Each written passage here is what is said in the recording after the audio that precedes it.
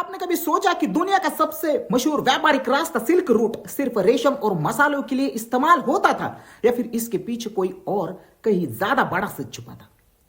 यही सच हमें मिलता है चाइनीज और ब्रिटिश इंडिया रिकॉर्ड्स में दर्ज रहस्यमय किस्सों से। आज के वीडियो में सब जानने वाले हैं कैसे इसको सिल्क रूट नाम मिला और कैसे भारत में इसकी पहचान अलग है। वीडियो अंत तक जरूर देखिए, क्योंकि सिल्क रूट की सब सच्चाई में सामने हर रिपोर्ट के साथ सामने आने वाला हूं। चीनी इतिहासकारक बताते हैं कि दूसरी शताब्दी ईसा पूर्व में रेशम सिर्फ कपड़ा नहीं था, बल्कि राजसी पहचान थी। शाही दरबारों से लेकर सम्राट दाऊद तक रेशम पहचान, शक्ति और प्रतिष्ठा का प्रतीक माना जाता था।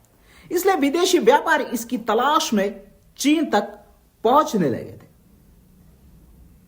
क्यों पड़ा इसको सिल्क रूट नाम? तो 1877 में जर्मन भूगोलवेत्ता फ्रीडरिक इन्होंने लंबे व्यापारिक नेटवर्क को पहली बार सीडन ट्रिप कहा। इसका अर्थ है रेशम का रास्ता, और यही आगे चलकर सिल्क रोड या सिल्क रूट नाम से मशहूर हुआ।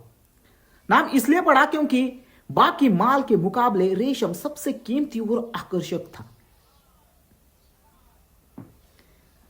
रेशम की गुप्त कला चीनी रिकॉर्ड्स हैन ने बताते हैं कि रेशम बनाने का रहस्य सैकड़ों साल तक छुपा, यहां तक कि जो इंसान यह कला बाहर से लाने की कोशिश करता उसे मौत की सजा दी जाती। यानी सिल्क रूट सिर्फ व्यापार नहीं, बल्कि गुप्त रहस्य का भी रास्ता था। यूरोप में रेशम का जुनून रोमन इतिहासकारक प्लिनी वो बताते हैं कि पहली शताब्दी सीई में लिखा था कि रोम ने कुलीन लोग चीनी रेशम के लिए सोना बहाते थे।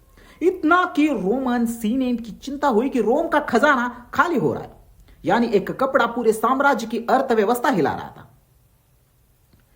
नाम के पीछे की ताकत, रेशम ही वही धागा था जिसने साम्राज्य को जोड़ा, साथ ही जासूसी युद्ध को साधन बना दी। इसकी वजह से ही पूरा व्यापारिक मार्ग सिल्क रूट कहलाया। एक ऐसा नाम जो हजारों साल बाद भी रहस्य और वैभव दोनों को दर्शाता है। 2000 साल पहले शुरू हुआ यह रास्ता, जिसे हैन की चीनीज इतिहासकारक ने विस्तार से दर्ज किया, सिर्फ व्यापारिक का नेटवर्क नहीं था। यहां से सोना, चांदी और रेशम तो गुजरते ही थे, लेकिन साथ ही राजनीतिक गुप्त संदेश और जासूस भी भेजे जाते थे। क्या आप जानते हैं कि सिल्क रूट का एक अहम शाखा भारत से होकर गुजरती थी? इसे साउथर्न सिल्क रूट कहा जाता था। यही से भारत के मसाले, कपड़े, रत्न और आयुर्वेदिक जड़ी बूटियां चीन और रोम तक पहुंचती थी। चाइनीज इतिहास में भारत से आए मसालों का जिक्र मिलता है, और ब्रिटिश इंडिया रिकॉर्ड्स बताते हैं कि यह लद्दाख और कश्मीर के रास्ते मध्य एशिया यह व्यापार चलाता था। इतिहासकारक बताते हैं कि UNESCO silk route project 2014 report में साफ उल्लेख है कि यह रास्ता विचारों और सूचनाओं को आदान प्रदान करता था। लेकिन असली सवाल यह है कि ये सूचनाएं सिर्फ धार्मिक और सांस्कृतिक थी, या फिर ये एक राजनैतिक भी थी। British India record 1878 India office library के मुताबिक सिल्क रूट से गुजरने वाले कारवां में अक्सर ऐसे लोग होते थे जो व्यापारी कम और खुफिया एजेंट ज्यादा होते थे। इन्हें ट्रैवलिंग मॉन्क्स या फिर मर्चेंट्स कहकर पेश किया जाता था। चीनी ग्रंथ हुई हंशु हैंडबुक में दर्ज किया है कि काशगर और समरकंद जैसे शहर सिर्फ व्यापार के लिए नहीं, बल्कि सैन्य सूचना एकत्रित करने के अड्डे थे। यानी जहां कारवां रुकते थे, वही जासूसी की जाल भी फैलता था। यूनेस्को रिपोर्ट सिल्क रूट की प्रोग्राम में लिखा है कि हर कारवां में कम से कम 300 से 500 लोग होते थे। इतनी भीड़ में कौन व्यापारी था, कौन जासूस, यह पहचानना लगभग नामुमकिन था। British Archives India Office Records 19th century दिखाते हैं कि सेंट्रल एशिया से ब्रिटिश भारत तक आने वाले कई व्यापारी वास्तव में रूसी साम्राज्य के लिए काम करने वाले एजेंट थे। यानी silk route the great game का भी आधार तैयार किया। ग्रेट गेम वो समय था जब ब्रिटिश और रूसी साम्राज्य मध्य एशिया पर कब्जा जमाने के लिए खुफिया जंग लड़ रहे थे और इस जंग का सबसे बड़ा जरिया वही सिल्क रूट था। चीनी तांग वंश की इतिहासकार बताते हैं कि यह काफिलों में कभी नक्शे में कभी गुप्त संदेश और कोडेड सिंबल छुपाकर ले जाते थे। इन्हें ब्रिटिश इंडिया की सर्वे रिपोर्ट ऑफ इंडिया 1865 में दर्ज किया है कि कई यूरोपीय यात्री व्यापार बनाने के लिए आए, लेकिन वास्तव में वो भारत पहाड़ों में मिलिट्री सर्वे कर रहे थे। उनमें से कुछ असल पहचान के बाद ही उनकी असली पहचान सामने आई। मार्को पोलो की यात्राओं 13वीं सदी विंटियन इतिहासकारक ने भी यह जगह का संकेत मिलते हैं कि व्यापारियों को रास्ते में गुप्त संदेश वाहक की तरह इस्तेमाल किया जाता था। वो सिर्फ रेशम का सौदा नहीं बल्कि साम्राज्यों के राज भी ले जाते थे। इतिहासकारक सूसन वो बताते हैं कि सिल्क रूट यूनेस्को पब्लिकेशन 2007 वो लिखती है कि सिल्क रूट के शहर क्रॉस रोड्स ऑफ स्पाइस भी कहे जाते थे, यानी यहां सौदा व्यापार नहीं कई बार राजनैतिक भी होती थी। भारतीय संदर्भ में देखें तो मुगल रिकॉर्ड्स एंड ए अकबरी अब्बुल फेल्स बताते हैं कि समरकंद और बुखारा से आने वाले व्यापारी अकबर के दरबार तक पहुंचते थे, लेकिन अकबर उन्हें हमेशा शक की नजर से देखता था।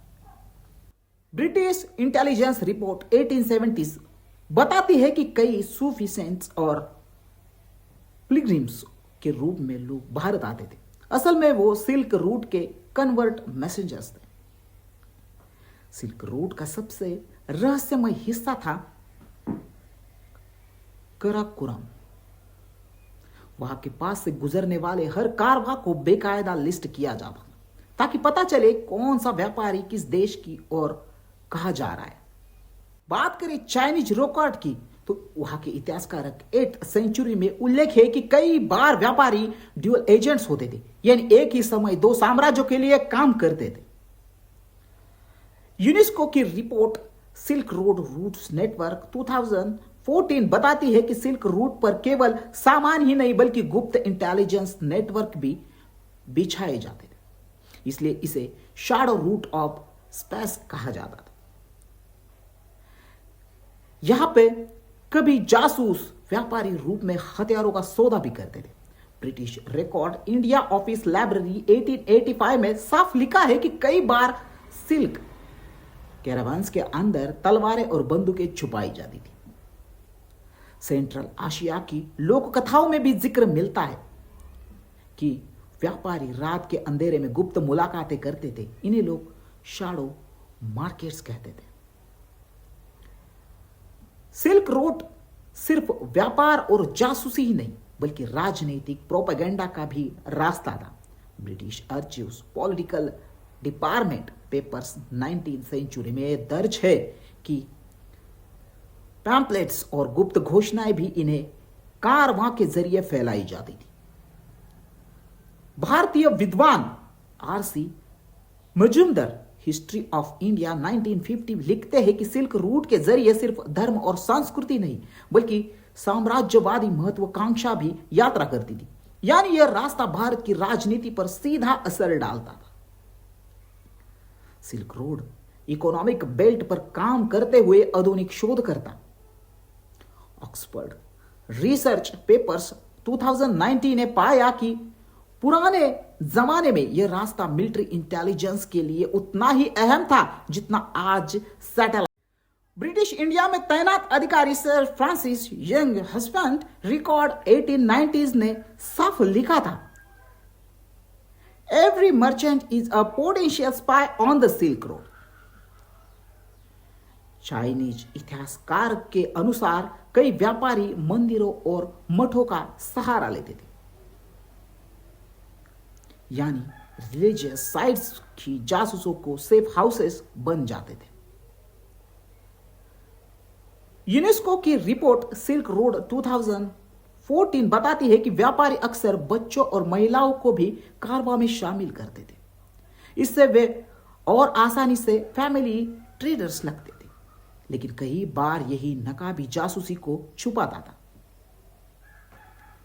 British India records political and secret department 1880s बताते हैं कि भारत तिब्बत की सीमा पर कई व्यापारी असल में रशियन एम्पायर के खुफिया एजेंट थे। सिल्क रोड यह परतें हमें दिखाती है कि इतिहास में व्यापार और राजनीति कभी अलग नहीं रहे। हर सौदे के पीछे एक शक, हर रेशमी धागे के पीछे एक गुप्त संदेश।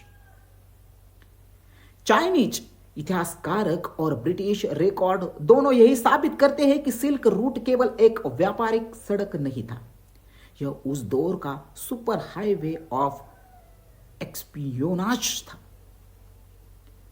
आज जब चीन न्यू सिल्क रोड या फिर बेल्ट एंड रोड इनएक्टिव की बात करता है तो इतिहासकारक सवाल उठाते, क्या यह सिर्फ वैसे ही रास्ता बनेगा? तो अब आप सोचिए, क्या सिल्क रूट वाकई दुनिया का सबसे बड़ा व्यापारिक नेटवर्क था या फिर एक ऐसा दिखावा था और असली मकसद था जासूसी और साम्राज्यवादी नियंत्रण? सवाल अब भी वही है, सिल्क रूट व्यापार का रास्ता था या जासूसों का जाल? आपको क्या लगता है कमेंट करके जरूर बताएं। और हिडन स्टोरीज ऑफ इंडिया का ये वीडियो अगर इंफॉर्मेटिव लगा हो तो वीडियो को लाइक करें, कमेंट करें और नए हो तो अपने भाई को सपोर्ट करने के लिए एक सब्सक्राइब जरूर करें। तो दोस्तों मिलते हैं अगले इतिहास से जुड़े ऐसे ही नए और इंटरेस्टिंग किस्से के साथ। तब तक के लिए जय हिंद, जय भारत।